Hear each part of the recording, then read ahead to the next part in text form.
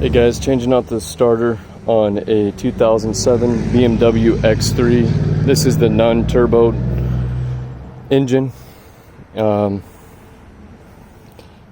This I think go from 2004 to 2011, and there's some other models. If you BMW guys could please leave in the comments what other cars models it would work on.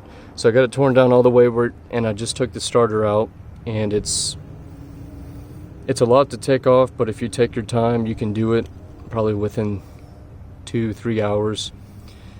There's another good video on YouTube from TRQ that shows how to do it very well, better than what I'll be able to show you. But you'll need as far as the socket wise, you'll need an E14, a T25, T27, T30, 11 millimeter to take off the intake manifold. And get the intake manifold off. There's sensors on the inside of it and outside of it. These up here connect to these, and then you got your oil sensor. So I'll show you what you got to do firsthand to get all this off, and I'll also tell you how you can check your starter to see if it's bad. Between your intake manifold, if you can get a positive cable with like a long metal rod on it and try to touch the starter on this spot right here, and if you get nothing, that means your starter isn't working, your starter motor is seized up. You can barely hear the click from the solenoid, and I couldn't hear it from the solenoid either. So it's either a bad starter or it's not getting power to the starter. But we checked and it's the starter.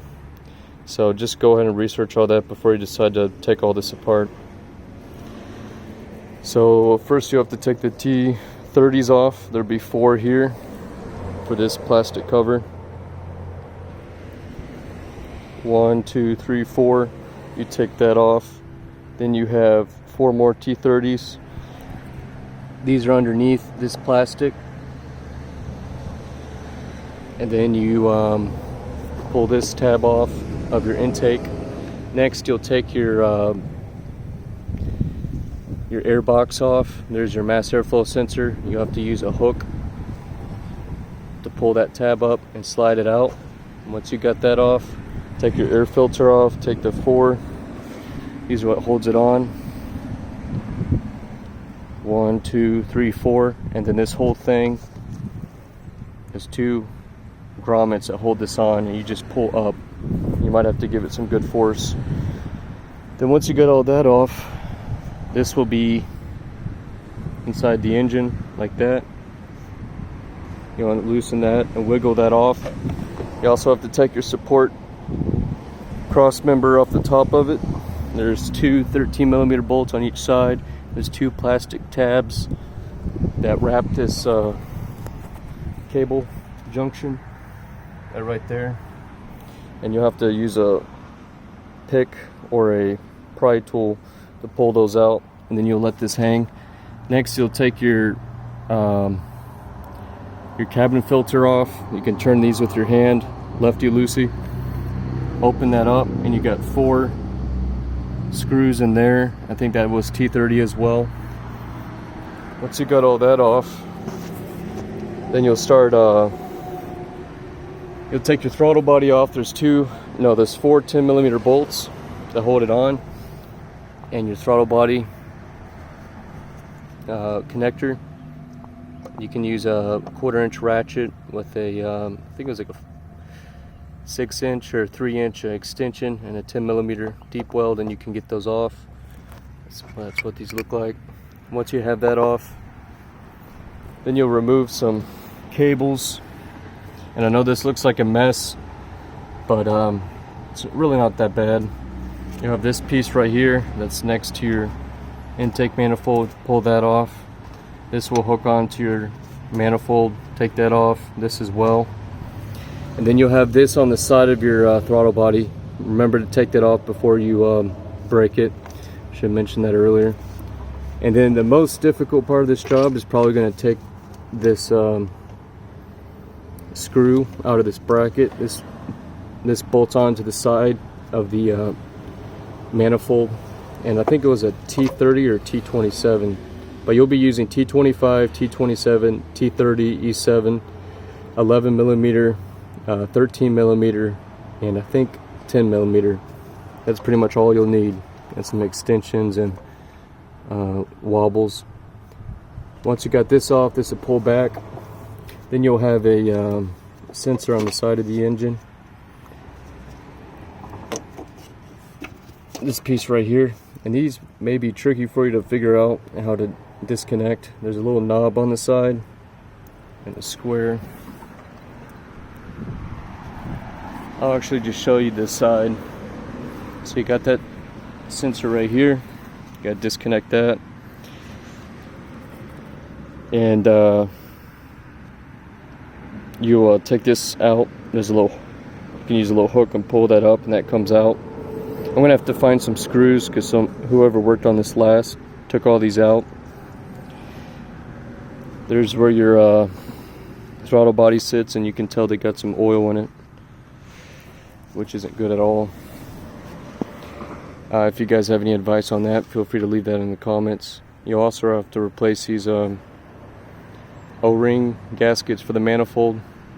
Try to use Felpro or something better quality. You have to change these out when you put a new starter on. Don't forget this bracket in the back. So it sits like this on the engine. Got to disconnect your fuel line from this bracket, pull it open.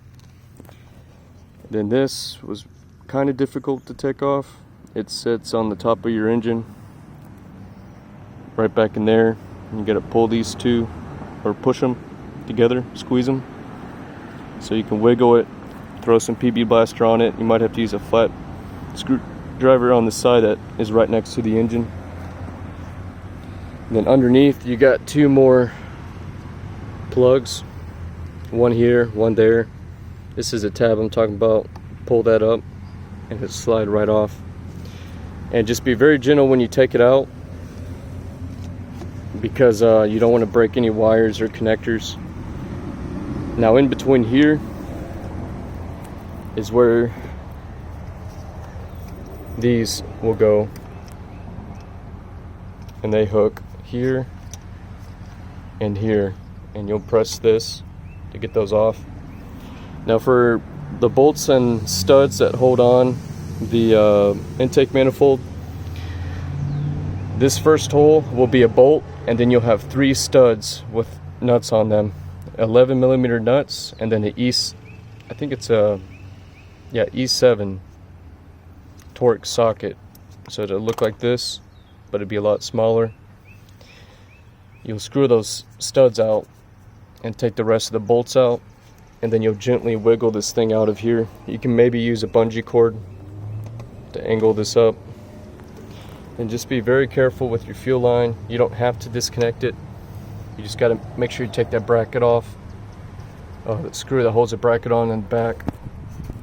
And then right there is where your that large tube connects to. So if I missed anything, feel free to just comment it, because this is pretty much just a quick video for you guys that know a little bit for your engines. But you can also still do this whole job just off this information. This is where the cross member goes on. These are 13 millimeter 13 millimeter bolts. And then when you take your starter off, you'll have one bolt that goes in this way. You'll have to access it from the back, which is very easy once the manifold's off. And the one that goes in there, you'll have a long and short one. This is the short one, that is the long one. Then you have a plug connector here that gives power to your solenoid. So if you did want to check if your starter is getting power, you can take that plug off and turn the key with all the wires connected and see if you get power to it. And this is also 13 millimeter. Make sure you clean this positive connection.